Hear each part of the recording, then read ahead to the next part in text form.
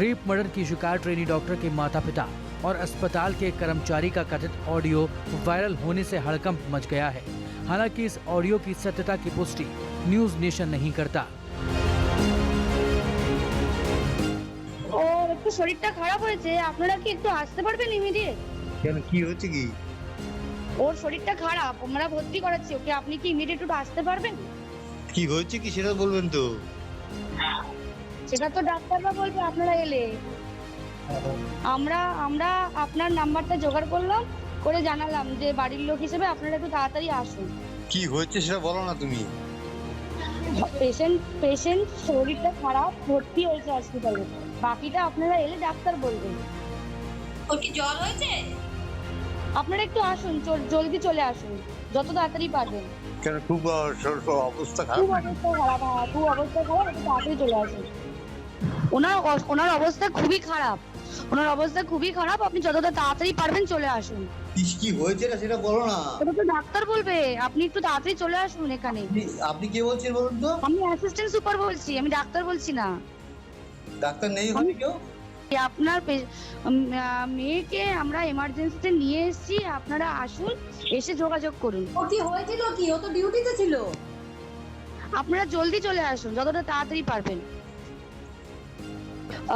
উনি সুসাইড করেছেন হয়তো, বা কিছু মারা গেছেন। পুলিশ রয়েছেন, আমরা হসপিটালে সবার সামনেই রয়েছি, ফোন করছি। दरअसल 9 अगस्त की सुबह ट्रेनी डॉक्टर की लाश मिलने के बाद अस्पताल की असिस्टेंट सुपरिटेंडेंट ने उनके पेरेंट्स को आधे घंटे के अंदर 3 कॉल किए थे। लेडी डॉक्टर के पिता के मुताबिक पहला कॉल सुबह 10:53 पर किया गया। इन सभी कॉल्स में पेरेंट्स को जल्द से जल्द अस्पताल आने के लिए कहा गया था। तीनों फोन कॉल के ऑडियो सोशल मीडिया पर वायरल हो रहे हैं।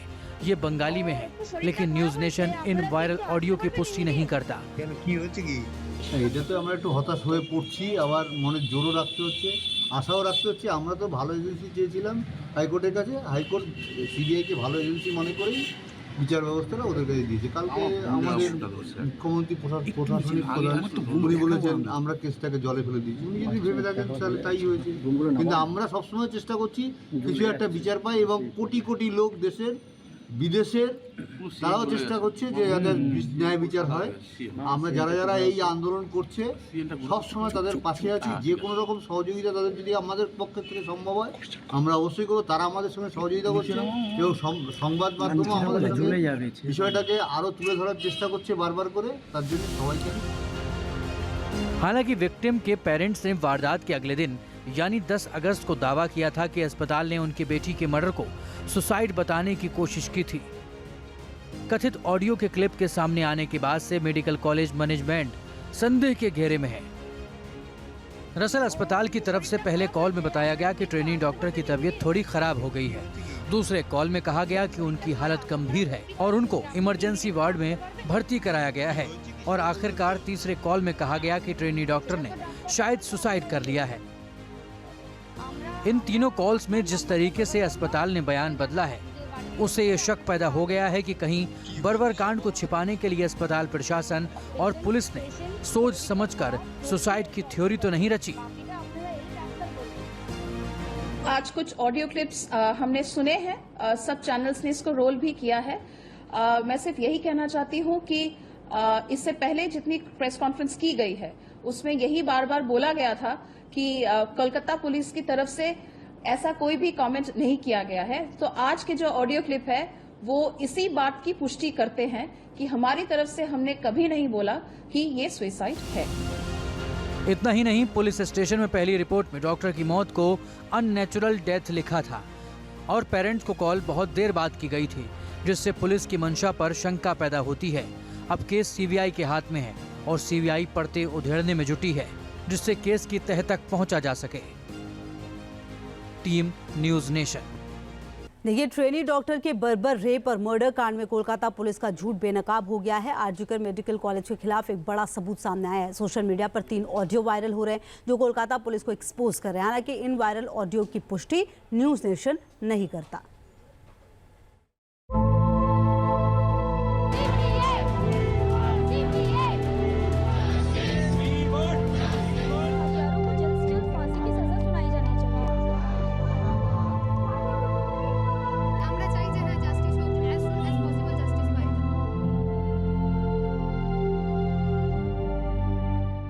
कोलकाता रेप मर्डर कांड में मिल गया सबूत।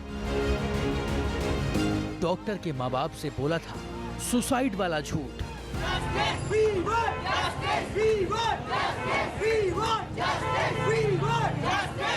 माँ माटी और मानुष की दुहाई देने वाली दीदी कोलकाता रेप मर्डर केस को लेकर निशाने पर हैं। वारदात के बाद से लेकर अब तक ममता बनर्जी और कोलकाता पुलिस ने क्या क्या किया और क्या क्या हुआ, इसे लेकर तमाम सवाल उठ रहे हैं। महिला मुख्यमंत्री होने के बावजूद बंगाल में बेटियां महफूज क्यों नहीं हैं, इसे लेकर भी ममता बनर्जी पर हमला बोला जा रहा है। पुलिस की थ्योरी सवालों के घेरे में है, सड़कों पर बवाल है, देश भर के छात्रों में आक्रोश है।